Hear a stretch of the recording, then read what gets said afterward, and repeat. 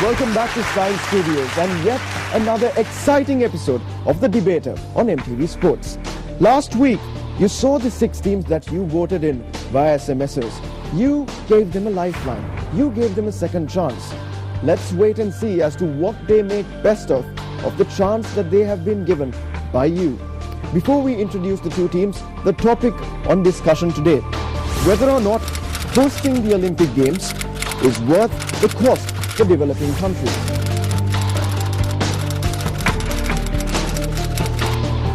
Proposing this topic, we have a school with a rich history of over 100 years. They have many firsts, like the first school uniform, like the first school tie. This, ladies and gentlemen, is Girls High School Kandy.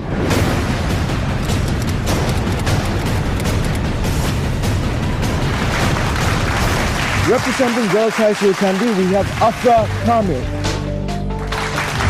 We have Chamakka Abenayaka, Anjali Kaluarati, and Nishara Amrashekara.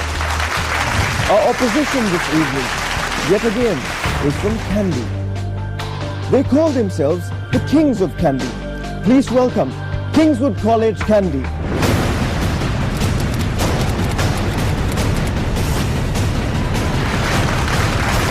Representing Kingswood this evening, we have Abdul Aziz. We have Umair Iqbal, Sakit Vijaysekara, and Asif Mauji. Before we go on any further, we have to introduce 3 extremely important individuals in this debate. Our 3 judges this evening. First and foremost, let's invite Mr. Pereira, Academic Programs Director of the National Olympic Committee in Sri Lanka. Our second judge this evening is Professor H.D. Karunaratne. Professor Karunaratne is the Dean of the Faculty of Management and Finance of the University of Colombo. Our third judge this evening is no stranger to the stage. Please welcome Ms. Anuradha Hera. Ms. Hera is the head of the Sri Lanka School of Journalism. Both of these teams will lay it all on the line tonight. One of these teams will end their journey on the show today. Which team will it be? Kingswood College Kandy or Girls High School Kandy? We'll have to wait and find out. On that note, let's kick off round 1, opening statements. The floor is open to the proposition.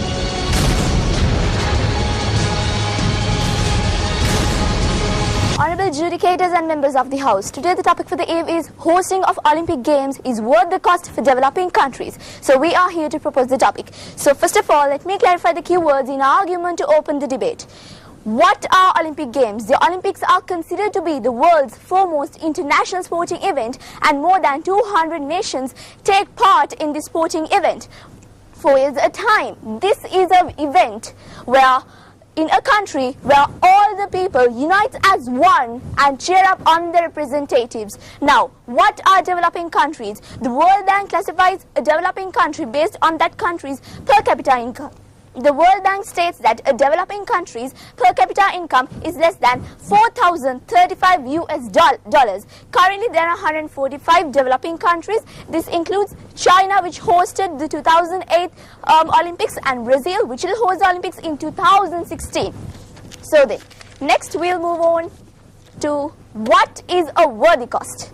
The current operational cost for the hosting of the Olympic Games could be estimated around 2.5 billion euros. The capital expenditure spent on building up of infrastructure, building up stadiums, road networks, Olympic villages. So as a side proposition, we believe in the fact that an adequate return is paid to the money invested on hosting an Olympic game in developing countries.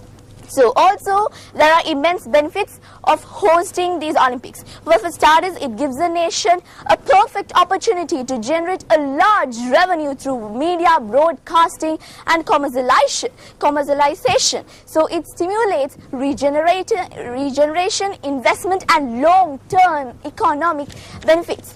And then, next, it brings a great publicity to the hosting country to be developed, it brings the great publicity to the hosting country to be developed. And so, how do you say that hosting of the Olympics in a developing country is not worth a cost when we have so much of a positive impact? So, thank you very much.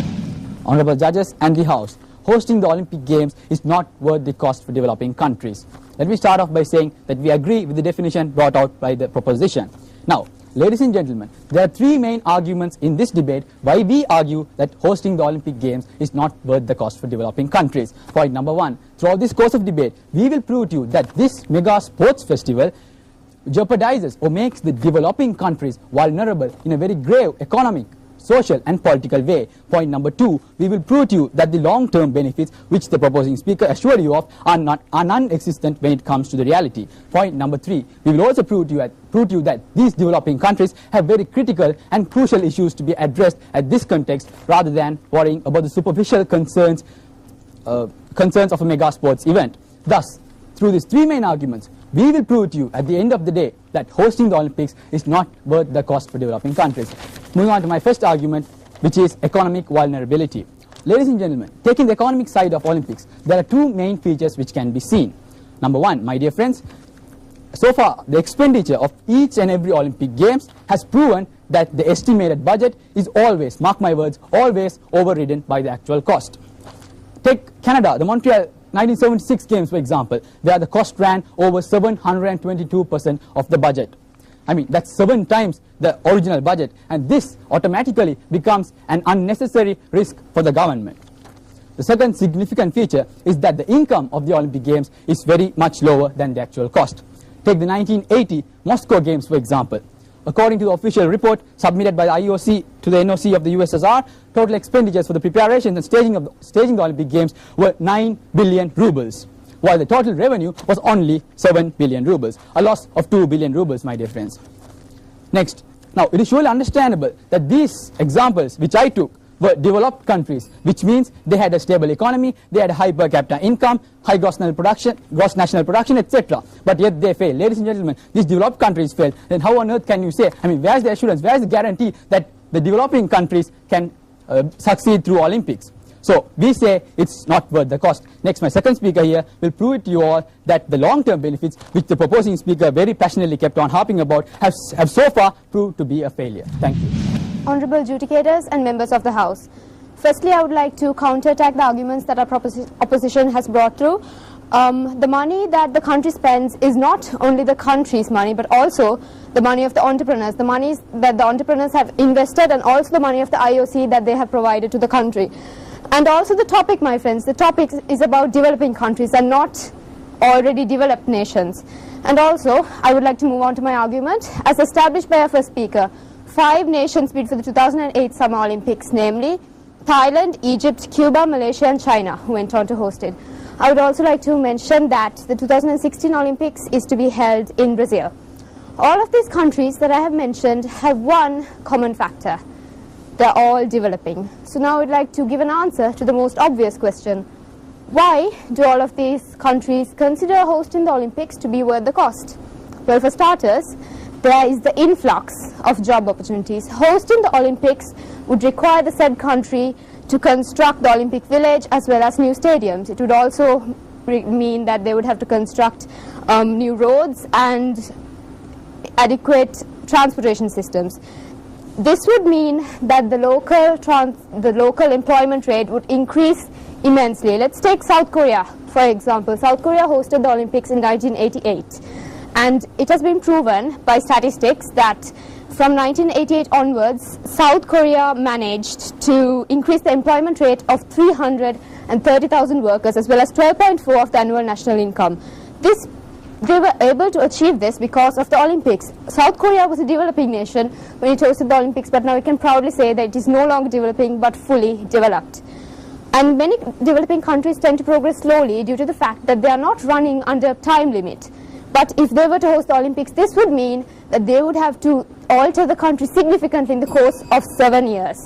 These are some of my arguments, and the rest will be given by my members. And this is why I would like to say, honorable adjudicators, that the hosting of the Olympics is definitely worth the cost for developing countries. Thank you. Yes, I'd like to start my speech with the countering part. You said we took the example developed countries because while the developed countries failed, how will a developing country do it? I'd like to go to my speech. Yes, respected opposition. Let me start talking about the investments. I have the statistics right now in my hand, which clearly shows that Barcelona Olympics in 1992, the growth rate of investments was 12.1 just before 1 year before the Olympics, and 2 years after the Olympics, the investment rate was minus, mark my words, minus 0.2, ladies and gentlemen. And then the Athens in 2004, the growth rate of investments before 2 years was 12.2, and 2 years after it had gone down to 2.4, which are great downfalls. And if you say that investments increase after Olympics, what have you to say on this? So it's clear that to everyone that investments decrease after Olympics. So let me move on to my second point. Respect proposition. Long-term benefits. Let me prove it to you that long-term benefits had always been a dream.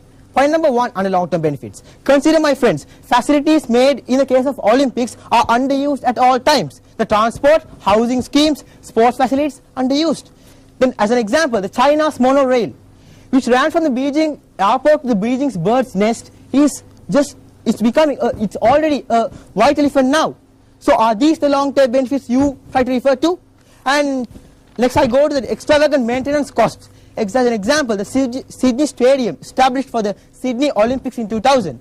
This underused stadium is costing the New South Wales taxpayers an astounding $46 million a year to keep afloat, and will lose money at least more decades. This is similar to China's bird's nest stadium, which is of course a nest for birds now.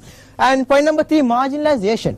Ladies and gentlemen, Barcelona, Atlanta, Sydney, Athens, Beijing. Ladies and gentlemen, Olympics has always been an event centered around the leading city of the host nation.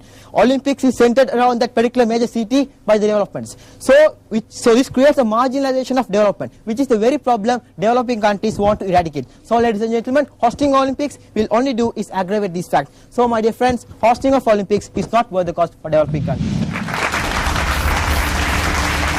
Both teams have laid down a very stable foundation.